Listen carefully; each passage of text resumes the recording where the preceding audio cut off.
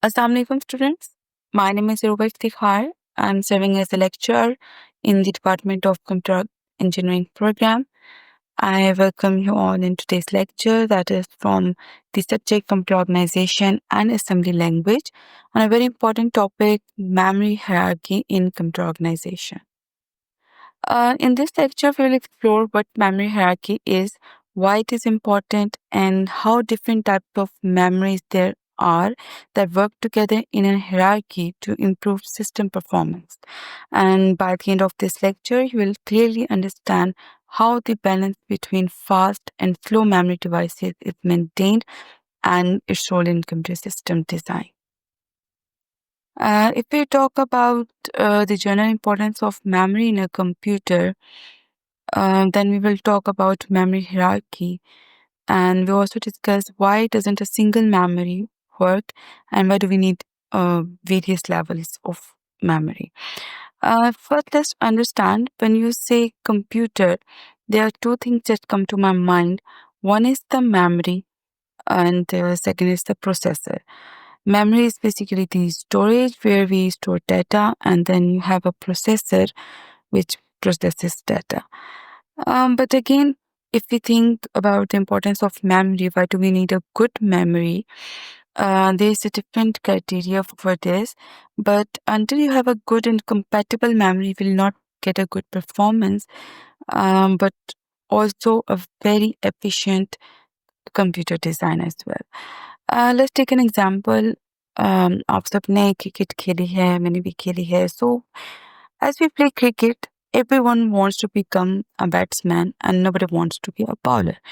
क्योंकि एक सिंपल से एक मिथ है या हाइप कह लें आप कि जो बैट्समैन है वो बूम बूम छक्के भी लगाएगा और he will become a superstar very soon.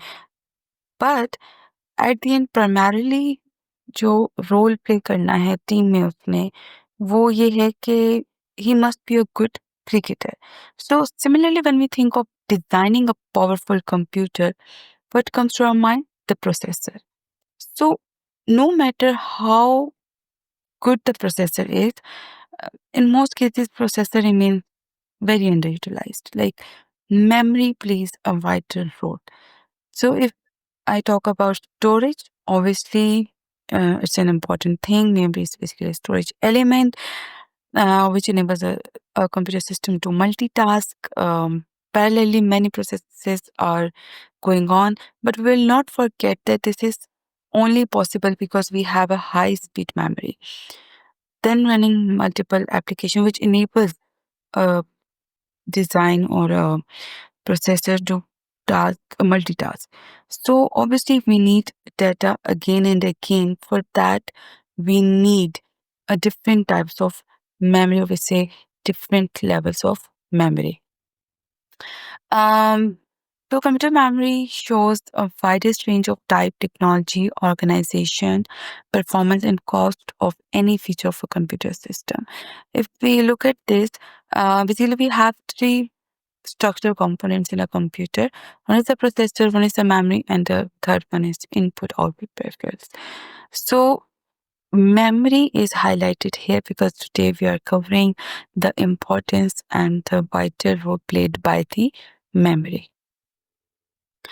So memory system plays two primary roles: supplying data on time for computation, in which speed is involved, and the other one is the large enough to hold everything is needed, means the capacity it holds for to store maximum data. So further, when we move forward, we discuss about the characteristics of computer memory. And in this slide, as you can see, there are multiple characteristics are shown. The first one is the location, and then the capacity, and then the unit of transfer, access method, performance, physical type, physical characteristics, and the organization. So one by one, let's discuss and briefly look at this, what each key characteristic is about. So first one is the location. Um, This refers to where the memory resides in the hierarchy. So we have three types of memories: processor memory, internal memory, and external memory. If we talk about the memory like registers is very close to the processor and is used exclusively by the processor for immediate operations, like those memory units that are embedded on the processing chip. One is register and the other one is the cache. Then we have the second type, which is the internal memory. This is memory located inside the computer system itself, directly connected to the CPU via system bus. And it is a very fast access time. And we have uh, RAM and ROM as an example, which is random access memory and the read-only memory. Then the third type is the external memory. This is the memory outside the main computer system and usually used for the long-term mass storage and hard disk, SSD, like hard disk drives, solid state drives, and some DVDs, CDs are the examples for the external memory. Then let's talk about the capacity. Capacity measures how much data a memory unit can hold. So it could be words, it could be byte. So there are different, like we could have a word which is a natural unit of data, specific for a specific processor. We could have a 32-bit or a 64-bit words. So this measurement is more common for internal memory like RAM. And if you talk about the byte, which is 8 bits in a single byte, that is the most universal unit for measuring memory capacity used for both internal and external memory.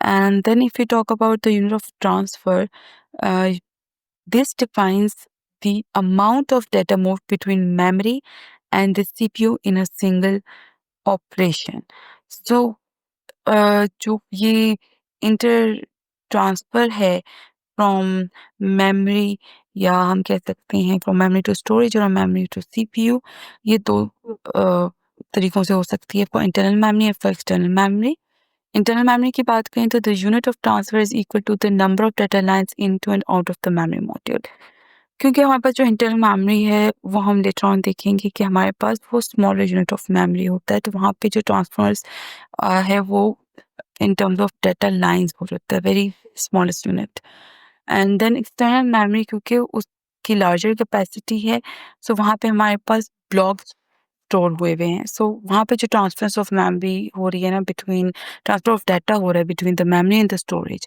वो हमारे पास in terms of blocks हो रहा है word हमारे पास जो है वो mostly 2 bytes का होता है ब्लॉक जो है वो एक कलेक्शन ऑफ वर्ड से मिलकर बनता है a larger data to store. Then we have assess time. Assess time is basically the time takes to read or write data.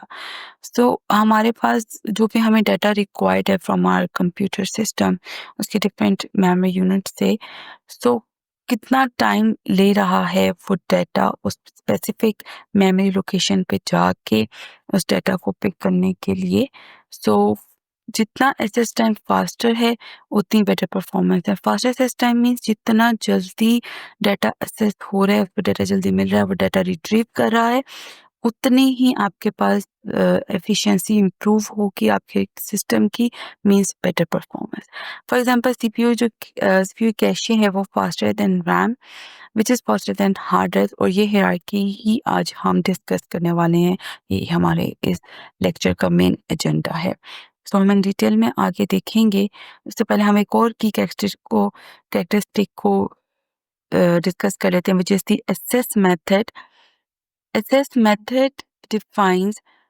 how data is read from origin to memory. यानी कि it describes the sequence in which memory location can be assessed. So इसमें हमारे पास 4 different types हैं. First one is the sequential type. In sequential assess, data must be assessed in linear, in sequence order. So in this system depends upon the location of the data. Mostly it can be seen in the magnetic tapes drive जो हमारे पास 90s eras में, अगर आपको याद, किसी को याद हो या आप गूगल करें तो आपको टेप्स या कैसेट्स नजर आएंगी। सो वो उस टाइम पे हमारे पास होती थी। अब तो हमारे पास जो डाटा था है वो सेमीकंडक्टर्स में भी सेव होता है। बहरहाल जब हमारे पास मैग्नेटिक टेप्स में डाटा स्टोर होता था तो वो एक सिक्वेंशियल ऑर्डर में स्टोर होता था। सो आपको वो एंड टू एंड मूव करना पड़ता था to access the data from start to end. तो वो हमारे पास लो कॉस्ट तो था बट लो भी था, तो एसेस टाइम वहाँ पे ज़्यादा लग रहा था। Then the second type is the direct access. In direct access, each block of data has a unique address, and the read-write mechanism can go directly to the journal area. First आपका let's suppose आपके पास जो block है वो directly assess हो गया, but उस block के अंदर आपने स्पेसिफिक वर्ड को एसेस करना था। सो उसके लिए सिक्वेंशियल सर्चिंग होगी with in that direct assessed area. So it is faster than the sequential, but still slow. Then we move to the random access. In random access, any location can be accessed directly and immediately. So in this, access time is considered more efficiently, but obviously it is bit expensive. RAM is like expensive than the CDs. So then we move to the associative type of access. In this, this is a special type of random access memory where data is found by searching its content. यहाँ पे हमारे पास जो data है basically वो dependent on the content of उस specific memory location की बजाय उस लोकेशन पे जो डाटा पड़ा है उसका कंटेंट क्या है। तो मोस्टली इसमें जो है वो लुकअप टेबल लाइक आप कह सकते हैं हो जाता है, जिसमें आप मैच करते हैं कंटेंट को at that specific location to access the data. It is extremely fast but again it's a complex and expensive, क्योंकि आप इसमें जस्ट डाटा को डायरेक्टली एक्सेस नहीं कर रहे, बट विद इन डाटा क्या कंटेंट पड़ा हुआ है आप उसकी बेस पे assess कर रहे हैं। Then there is another key characteristic, that is the performance. There are three basically metrics that defines the speed of memory, or we can say how fast and efficient memory work. First one is the access time. Access time is the time between a read request and the moment the data is available. So ये हमारे पास mostly जो RAM है वो nano second में work करती है, जबकि जो हार्ड ड्राइव है वो मिली सेकेंड में वर्क करती है। यानी कि जो एक्सेस टाइम है या हम लेटेंसी जिसको हम डिले कह सकते हैं, यानी कि जो रिक्वेस्ट हुई है स्पेसिफिक लोकेशन से किसी डाटा को पिक करने के लिए और एक्चुअली डाटा फाइंड करके उसको पिक करने के लिए, ये पूरा जो प्रोसेस इसमें जो टाइम लगता है वो मोस्टली हमारे पास रैम में कम लगता है as compare to the hard disk. And then वो हम फर्दर देखते हैं किस तरह से हायरार्की फॉलो होती है और उसमें से टाइम किस डायरेक्शन में इंक्रीज कर रहा है या डिक्रीज कर रहा है। Then we have the memory cycle time.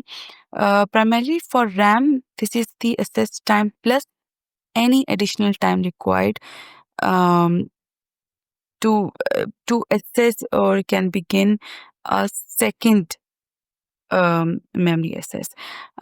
इसकी अगर एग्जांपल दूँ तो ये आपको इजीली दोनों चीज़ें, बल्कि तीनों ही, ट्रांसफर रेट भी which is data, how can data can be transfer in and out of memory unit, तीनों ही एक्सप्लेन हो जाएंगे। लेट्स सपोज आपको एक बुक पिक करनी है, कबर्ड के अंदर से अपनी निकालनी है, आप जाएंगे, आप कबर्ड को ओपन करेंगे और वो स्पेसिफिक बुक पिक कर लेंगे, ठीक है। अब ये हो गया आपका एसेस टाइम कि आपको एक बुक चाहिए थी, उसके लिए एक रिक्वेस्ट मेक हुई, आपने कबर्ड ओपन की उसको और आपको एसेस हो गई, मिल गई, आपने बुक ले ली। ओके, नाउ आपने वो बुक वापस प्लेस की और कबर्ड क्लोज की। सो दिस होल टाइम जो वो opening and closing of cupboard के लिए रिक्वायर्ड था वो आपका एक कंप्लीट साइकिल टाइम है, मेमोरी साइकिल टाइम है। देन आपने वो जो बुक पिक किया, मे बी वहाँ पे एक बुक ना हो, वहाँ पे आपके पास स्टैक ऑफ बुक्स हो, मल्टीपल बुक्स पढ़नी हो। सो आप उन बुक्स को वन बाय वन पिक करेंगे, अ पेयर ऑफ बुक्स उठाएंगे या ऑल एट वंस उठाएंगे। So this is what defines the transfer rate, right? So moving to next, we have non-physical characteristics. So when we talk about the non-physical characteristics, we have two types of memory. One is the volatile memory, means the memory lost its contents when power is turned off, and the non-volatile memory, so वो नाम से ही जाहिर है कि वो इसके right opposite है कि memory retains its content without power. यानी कि अभी जैसे आप एक वर्ड फाइल है, वो आपने कुछ भी उसमें अपनी असाइनमेंट बनाई और आपने सेव करके रख ली है। अब आपने जब भी लैपटॉप शट डाउन किया एंड देन अगेन उसको पावर ऑन किया, तो आपकी उस स्पेसिफिक लोकेशन पे आपको अपनी वो डॉक फाइल मिल जाएगी। बट जब आप डॉक फाइल को ओपन करते हैं, तो अब वो डॉक फाइल आपकी हार्ड डिस्क से पिक होके आपके रैम में लोड हो गई है। तो वो अब आप उसमें कुछ एडिटिंग कर रहे होंगे, जो भी कुछ करना है, ठीक है? अब वो सारी वर्किंग आपकी वॉलेटाइल मेमोरी के अंदर हो रही है। तो आप अगेन उसको सेव करेंगे तो ही वो जो भी आपकी चेंजेस हैं वो परमानेंटली अगेन सेव हो जाएँगी उस स्पेसिफिक लोकेशन के अंदर डॉक फाइल में। सो मूविंग फॉरवर्ड बात करते हैं मेमोरी हायरार्की की। मेमोरी हायरार्की में हमारे पास हमने देखना है कि why we need several various levels of memory, because we want, अगर हम बात करें परफॉर्मेंस मैट्रिक्स की, तो जो एफिशिएंसी या परफॉर्मेंस मैट्रिक्स है किसी भी कंप्यूटर सिस्टम के, वो 3 उसके प्राइमरी मैट्रिक्स हैं। One is the cost, second is the speed and the third one is the capacity.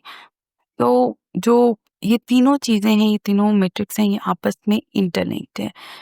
एक कोई भी अच्छा प्रोग्रामर है, कोई डिज़ाइनर है, कंप्यूटर ऑर्गेनाइज़ेशन पे वर्क कर रहा है, तो उसकी नीड क्या है कि आपको लेस कॉस्ट के अंदर एक फास्टर मेमोरी यूनिट चाहिए, प्लस उसकी कैपेसिटी भी ज़्यादा हो टू होल्ड द डाटा, ठीक?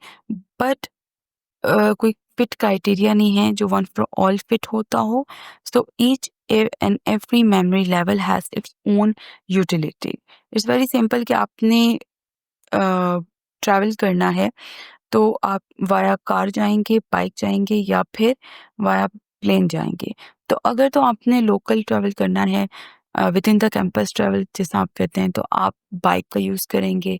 अगर आपने थोड़ा और मज़ीद डिस्टेंस पे जाना है, लेट्स से 10-20 किलोमीटर्स अवे जाना है या फिर 50 kilometres away to another city जाना है, तो आप कार यूटिलाइज़ करेंगे।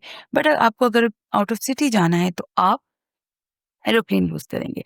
अब तीनों ट्रांसपोर्ट मीडियम्स के जो कॉस्ट है वो डिफरेंट है, कैपेसिटी डिफरेंट है, साइज़ डिफरेंट है और जो टाइम रिक्वायर्ड है वो भी डिफरेंट है। So each and every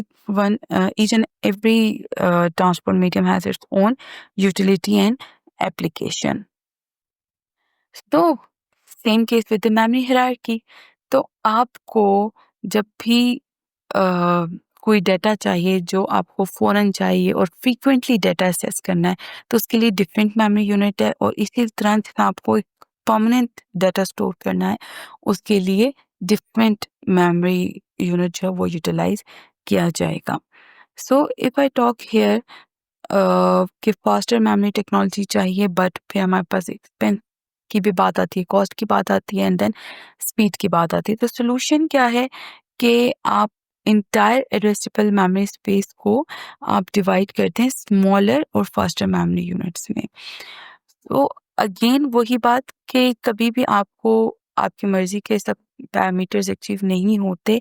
here trade off comes. Trade off means कि आप कैसे बैलेंस फाइंड करते हैं बिटवीन दीज परफॉर्मेंसेस। लाइक अगर मैं कॉस्ट की बात करूँ, तो जो स्मॉल मेमोरी यूनिट्स हैं वो फास्टर हैं बट एक्सपेंसिव हैं। इसी तरह जो लार्ज मेमोरी यूनिट्स हैं वो स्लो हैं but they are less expensive. So इसी तरह हमारे पास एक लोकेलिटी का भी टॉपिक आएगा आगे, जो मैं फर्दर एक्सप्लेन करूँगी कि किस तरह से हम किसी भी मेमोरी को जो फ्रीक्वेंटली यूज़ हो रही है उसको बेटर एंड एफिशिएंटली यूज़ कर सकते हैं in small and fast memory. ये जो आपको नज़र आ रहा है ना, कैपेसिटी एंड परफॉर्मेंस, यही इन्हीं मैट्रिक्स के बेस पे भी हम इसको डिस्कस करने लगे हैं। यहाँ पे आपको नज़र आ रहा है एक पिरामिड शेप और इस पिरामिड शेप के अंदर different levels of memory units जो हैं वो अरेंज हुए हुए हैं।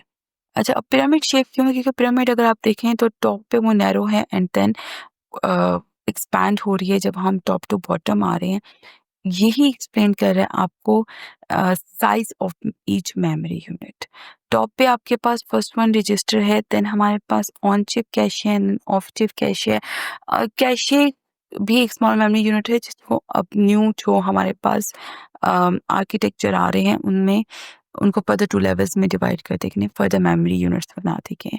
Then we have a main memory RAM है, then we have a local storage secondary storage disk जिसमें हमारे पास हार्ड डिस्क पर आ जाती है। And then we have a remote secondary storage disk जिसको आप इजीली एक्सेस कर सकते हैं रिमोटली, जैसे हमारे पास वेब सर्वर्स हैं या डिस्ट्रीब्यूटेड फाइल सिस्टम्स उसके अंदर हमारे पास आ जाता है। सो अगर हम बात करें कि हम टॉप टू बॉटम डायरेक्शन में जाएं, तो टॉप टू बॉटम डायरेक्शन में आपके पास जो कैपेसिटी है वो इंक्रीज कर रही है। कैपेसिटी इंक्रीज करने का मतलब है कि लार्जेस्ट डाटा जो स्टोर हो रहा है वो यहाँ रिमोट सेकेंडरी स्टोरेज में हो रहा है और जो सबसे कम डाटा स्टोर होगा वो रजिस्टर में होगा, यानी कि इसकी capacity to hold the data और स्टोर द डाटा वो कम है। बट अगर मैं बात करूँ स्पीड वाइज, तो आपकी जो स्पीड है वो रजिस्टर्स की ज़्यादा as compare to the cache, as compare to the level two cache, then the RAM, यानी कि टॉप टू बॉटम स्पीड आपकी डिक्रीज़ कर रही है, यानी कि एक्सेस टाइम आपका इंक्रीज़ कर रहा है। एक्सेस टाइम अगेन क्या है कि अगर आपको कोई डाटा उठाना है अपनी सेकेंडरी स्टोरेज से, तो वो उसको ज़्यादा टाइम लगेगा एज़ कम्पेयर टू कि आप रजिस्टर से पिक करें। लेकिन स्पीड आप बात करें तो ऑब्वियसली स्पीड वो डिक्रीज कर रही है, कैपेसिटी इंक्रीज कर रही है। कॉस्ट की बात करें तो कॉस्ट टॉप टू बॉटम आपकी जो है वो डिक्रीज करती है। जो स्मॉलर मेमोरी यूनिट्स हैं ऑब्वियसली उनका आर्किटेक्चर भी थोड़ा कॉम्प्लेक्स होता है और उन्होंने फास्टर वर्क करना है और फ्रीक्वेंटली एक्सेस होना है, that's why they are most costly. So registers and the caches are the most costlier than the other memory unit। और यही इस पिरामिड से एक्सप्लेन होता है। यहाँ पे ये आपको एरो नजर आ रहा है। एरो आपका जो बॉटम टू टॉप जा रहा है, बॉटम टू टॉप का मतलब है कि आपके पास इस हायरार्की में जब आप मूव करेंगे from bottom to top level 5 to level 0, तो मेमोरी यूनिट की जो कैपेसिटी है वो उसका साइज डिक्रीज करेगा, स्पीड इंक्रीज करेगी और कॉस्ट जो है वो डिक्रीज करेगी। सो ये आप इस तरह रिलेटिवली इसको कंपेयर कर सकते हैं। मूविंग फॉरवर्ड हमारे पास ये अगेन उसी तरह वो आपके पास पिरामिड में हायरार्की थी। यहाँ से अब आपको पता चलेगा वो जो ऑन चिप कैशे और ऑफ चिप कैशे की बात हो रही थी कि वो क्या है। ये आपके पास प्रोसेसर है, ठीक है, सीपीयू आपके पास, इसके ऊपर आपके पास प्रोसेसर के ऊपर ही ऑन चिप रजिस्टर्स जो है वो इम्बेड हुए हैं, ऑन चिप कैशे इम्बेड हुई हुई है, उसके बाद ऑफ चिप कैशे आ जाती है, फिर हम फर्दर अवे मूव करते जाते हैं। मेन मेमोरी है, सेकेंडरी स्टोरेज है, टर्शियरी स्टोरेज है। अब ऑन चिप होने की वजह से कैश रजिस्टर्स जो हैं वो फास्टर एक्सेस हो जाएंगे, उनकी स्पीड ज़्यादा है, एक्सेस टाइम क्योंकि कम लग रहा है।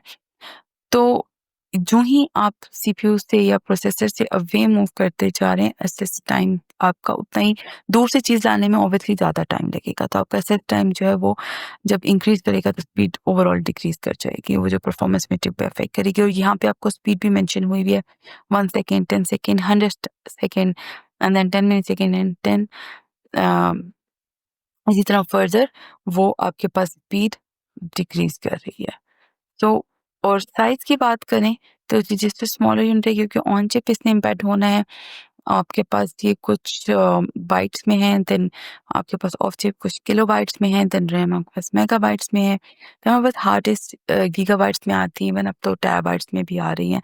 सो टर्शरी की मैं एक और एग्जांपल दे दूँ तो आपके पास ना जैसे वेब सर्विस की है, सेकेंडरी स्टोरेज में आपके पास हार्ड डिस्क आ जाती हैं, इसके अलावा आपके पास यूएसबी ड्राइव्स आ जाती हैं, या हम लोग जो एक्स्ट्रा डिस्क खरीद के रखते हैं उसमें हमारे पास 1 टेराबाइट 2 टेराबाइट वो आप इजीली रिमूवेबल होती है, इनपुट आउटपुट पेरिफेरल है, तो उसकी कैपेसिटी ज़्यादा है to store the data, but उसकी स्पीड उतनी ही स्लो है क्योंकि आप अवे फ्रॉम प्रोसेसर मूव कर रहे हैं।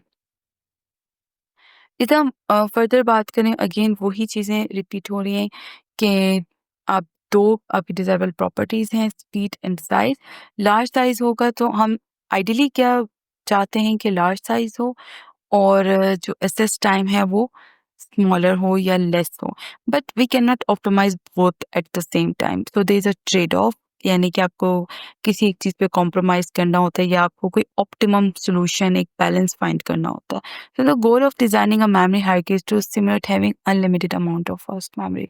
चाहते तो हम यही है कि हमारे पास एक तो स्टोरेज कैपेसिटी अनलिमिटेड हो जाए, एंड सेकेंड हमारे पास फास्टर मेमोरी भी हो।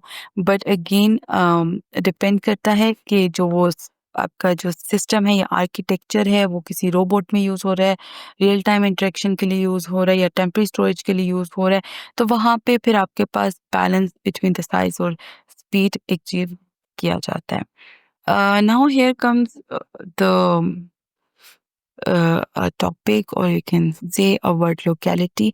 हम इसको एक्सप्लेन करती हूँ मैं अभी। द प्रिंसिपल ऑफ लोकेलिटी क्या है कि a program accesses a relatively small portion of the address space at any instant of time. Locality के अगर कॉन्सेप्ट की बात की जाए तो कितना फ्रीक्वेंटली जो आपके पास एक स्मॉल पोर्शन ऑफ मेमोरी है वो एसेस होता है। सो locality refers to the tendency of a program to access that small portion of the memory at a given time, where the other remaining part or the vast majority of the memory remains unused. So ये एक locality का idea है। अगर मैं बात करूँ यहाँ पे इस ग्राफ की कि ये क्या शो कर रहा है, जिसमें आपको प्रोबेबिलिटी रिप्रेजेंट हो रही है, probability of reference with respect to address space, यानी कि आपके पास एक स्पेसिफिक मेमोरी लोकेशन है, ये पीक शो कर रही है कि वो कितना फ्रीक्वेंटली उसको एसेस किया गया है। ऑब्वियसली जिसको ज़्यादा फ्रीक्वेंटली एसेस किया गया उसकी पीक ज़्यादा as compare to the other. और यहीं पे जब हम आगे फर्दर मूव करते हैं तो लोकेलिटी की 2 टाइप्स हैं, जिसमें आपको ये फिर ना डिफरेंस पता चलेगा कि एक पीक ज़्यादा हाइट पर है as compare to the other, वो क्यों है? हमारे पास फर्स्ट टाइप आ जाती है टेम्पोरल लोकेलिटी। टेम्पोरल लोकेलिटी क्या है कि if an item is reference it will tend to be referenced against tone. यानी कि अगर वन टाइम आपने कोई मेमोरी लोकेशन एक्सेस की है, हाईली लाइकली चांस है, there is a high probability कि आप उसी सेम मेमोरी लोकेशन को नेक्स्ट इंस्ट्रक्शन में भी एक्सेस करेंगे। अगर आप को याद हो प्रोग्रामिंग के अंदर जैसे हम लूप्स की बात करते हैं, तो लूप्स में क्या होता है आपके पास एक ही बंच ऑफ लाइन्स या एक सेक्शन ऑफ कोड जो है वो बार-बार उसमें आइटरेट होना है। सो उसके लिए आपको एक स्पेसिफिक लोकेशन आपके वेरिएबल की बार-बार एक्सेस करनी है। सो वहाँ पे ये टेम्पोरल लोकेलिटी का कॉन्सेप्ट आ जाएगा। इसके अलावा अगर हम बात करें स्पेशल लोकेलिटी की, तो स्पेशल लोकेलिटी क्या है? It's the reference location basically कि आपने लेट्स सपोज मैम A0 को एक्सेस किया है और ये ज़्यादा फ्रीक्वेंटली यूज़ हुआ है। हाईली लाइकली चांस है कि जो आपकी जो नेक्स्ट इंस्ट्रक्शन है या जो आपने नेक्स्ट वेरिएबल स्टोर किया हुआ है, जो नेक्स्ट डेटा है वो आपका A1 मेमोरी लोकेशन के अंदर हो, उसके बाद A2 मेमोरी लोकेशन के अंदर पड़ा हो, यानी कि जो सब्सिक्वेंट मेमोरी लोकेशंस हैं उनको एक्सेस करने के हाईली लाइकली चांसेस हैं। अगर हम बात करें सीक्वेंशियल इंस्ट्रक्शन एक्सेस की, तो वहाँ पे ये स्पेशल लोकेलिटी ज़्यादातर देखने में आती है। सो लोकेलिटी से बेसिकली क्या होता है कि आपको ऑब्वियसली फास्टर स्पीड चाहिए, तो आपके पास अगर एक स्पेसिफिक मेमोरी लोकेशन ज़्यादा फ्रीक्वेंटली एक्सेस हो रहा है, तो इसका मतलब है कि आप हाईली जो परफॉर्मेंस वाइज मेट्रिक्स है वो हाईली एफिशिएंटली यूज़ हो रहा है, फास्टर स्पीड है और एसेस टाइम भी उसमें कम यूटिलाइज हो रहा है। देन अगेन बात करें advantage of the principle of locality की, सो present the user with as much memory as is available in the cheapest technology, provide access at the speed offered by the fast technology। So अगर हम इस पूरे अपनी again memory hierarchy को देखें तो इसमें आपके पास क्या है कि आपको ऑन स्पॉट रन टाइम पे जो भी डाटा रिक्वायर्ड है, तो लोकेलिटी का कॉन्सेप्ट कहता है कि वो एक्सेस आपको रेडिली अवेलेबल हो विद द एफिशिएंट मेमोरी। तो अगर मैं आपको एक एग्जांपल या एनालॉजी ड्रॉ करूँ कि लेट्स सपोज हम एक मूवी यूट्यूब पे देख रहे हैं या कोई वीडियो देख रहे हैं, तो अक्सर आपने देखा होगा कि बफरिंग हो रही होती है। अब वो बफरिंग पूरी मूवी की एट वंस नहीं होती, ठीक है? आपको 1 to 5 मिनट्स के आप वो देख रहे हैं, साथ ही साथ वो नेक्स्ट 5 मिनट की आपको बफर करके लोड करके दे रहा है। तो वो लोकेलिटी का ही कॉन्सेप्ट है कि आपको कोई प्रोग्राम एक्सेस करना है, तो रादर देन कि पूरा प्रोग्राम लोड हो जाए, तो उसकी जो इनिशियल अ, उसका जो इनिशियल कॉन्टेक्स्ट है या इनिशियल कंटेंट है डाटा का, वो आपका स्मॉलेस्ट यूनिट ऑफ मेमोरी में लोड हो जाएगा, और जब वो इन प्रोसेस होगा साथ साथ नेक्स्ट उसकी प्रोग्राम की जो इंस्ट्रक्शंस हैं या डाटा है वो भी from higher memory unit to lower memory unit वो आपका लोड होता जाएगा to make it access fastly. So, a memory hierarchy consists of multiple levels of memory which varying speed and size exploit these principles of locality. Faster memory is more expensive per bit, so we use it in a smaller quantities. Caches smaller होते हैं और as compared to आप USBs 2-3 multiples आप लगा सकते हैं. आपके पास already hard disk भी लगी हुई होती है, और अगर आपको ज़्यादा एफिशिएंसी चाहिए, किसी को अपनी कैपेसिटी इंक्रीज करनी है, तो लोग अपने लैपटॉप्स में SSD भी कनेक्ट करवा लेते हैं. So slower memory is much cheaper, so we can afford to use a lot of it. क्योंकि आप SSD remove and install multiple times कर सकते हैं. Faster memory जो है जैसे कैशेस एंड रजिस्टर्स हैं वो एक्सपेंसिव हैं, और वो ऑलरेडी फिक्स्ड आपके जो भी डिवाइसेस हैं उनके अंदर इम्बेड हुए होते हैं. So the goal is to whenever possible keep preferences in the fastest memory. However, we also want to minimize our overall memory cost. So again, to find the optimal solution and to achieve a balance, that is the key. So we keep the smallest faster memory unit closest to the processor. जैसे हमने cache और RAM register के case में देखा था कि on chip हमारे पास impact हुए हैं. द आइडिया इज दैट कि वो जितना प्रोसेसर के क्लोजर होंगे उतना ही एक्सेस टाइम उनका कम लगेगा और स्पीड फास्टर हो जाएगी. This is again a pyramid which representing that the distance increase from the CPU and SS time. Level 1 यहाँ हमारे पास register से, then cache था, then RAM थी, then hard disk and up to the tertiary storage device थी, storage element था हमारे पास. तो top to bottom अगर हम अगेन इसको रिवाइज करें तो हमारे पास आप अब सोचें ज़रा और पर बताएं, रिकॉल करें कि अभी हमने जो पीछे पढ़ा उसमें हमारे पास top to bottom capacity wise increase होगा या डिक्रीज. अगर आपके माइंड में पिरामिड की पिक्चर फिक्स हो चुकी हुई है, तो यू कैन इजीली से, अगर आपको ये इंक्रीज और डिक्रीज में कभी कंफ्यूजन भी हो, पिरामिड टॉप पे नैरो है और टॉप से बॉटम आते हुए वो एक्सपैंड हो रहा है. एक्सपैंड हो रहा है मीन्स कि कोई भी जो मेमोरी यूनिट या मेमोरी एलिमेंट आपका बॉटम पे है उसकी जो कैपेसिटी है, स्टोरेज कैपेसिटी, वो भी इंक्रीज कर रही है. स्पीड इंक्रीज कर रही है, सीपीयू से हम अवे जा रहे हैं, तो एक्सेस टाइम आपका इंक्रीज करेगा, स्पीड स्लो होगी या आप कह सकते हैं कि डिक्रीज हो जाएगी. और ये जो level 1, level 2, level 3 in terms of blocks नज़र आ रहा है आपको. हमने बात की थी कि जो हमारे पास फास्टर और जो smallest unit of memory like caches and registers हैं, वहाँ पे जो ट्रांसफर ऑफ यूनिट या ट्रांसफर ऑफ यूनिट है वो आपके पास लाइन पे डाटा है. फिर आपके पास वर्ड्स आ जाते हैं, देन आपके पास ब्लॉक्स आ जाते हैं विच आर द कॉम्बिनेशंस और ग्रुप्स ऑफ वर्ड्स हो जाता है. So the unit of data that is transferred between two levels is fixed inside and is called a block or a line. वो depend करता है कि आप किस लेवल पे यूनिट ऑफ ट्रांसफर की बात करें. If we talk about different memory unit elements. So here comes a comparison table जिसमें स्पीड की बात हो रही है from memory, different memory units. अगर हम बात करें साइज की तो अगेन टॉप टू बॉटम हम आ रहे हैं. ये ब्लॉक इंक्रीज कर रहा है, मीन्स कि आपके पास जो साइज है वो स्मॉल टू लार्ज हो रहा है. स्पीड फास्टर थी, यहाँ से इस टाइम कम लग रहा था तो जल्दी जल्दी आपको डाटा मिल रहा था, आप रिट्रीव कर रहे थे. टॉप टू बॉटम जाते हुए स्लो हो रही है स्पीड. कॉस्ट जो है वो स्मॉलेस्ट यूनिट एलिमेंट की एक्सपेंसिव है as compare to the largest memory element. और जो टेक्नोलॉजी यूज़ हो रही है, ये जो SRAM है ये हमारे मोस्टली फ्लिप फ्लॉप से मिलकर बने होते हैं, जैसे कैशे. DRAM हमारे पास डायनामिक रैंडम एक्सेस मेमोरी है which is made up of the capacitor जो हमारे ट्रांजिस्टर्स एंड सेमीकंडक्टर जो कि हमारे पास रैम में होते हैं. Then we have the magnetic जो कि हमारे पास सेकेंडरी स्टोरेज डिवाइसेस हैं.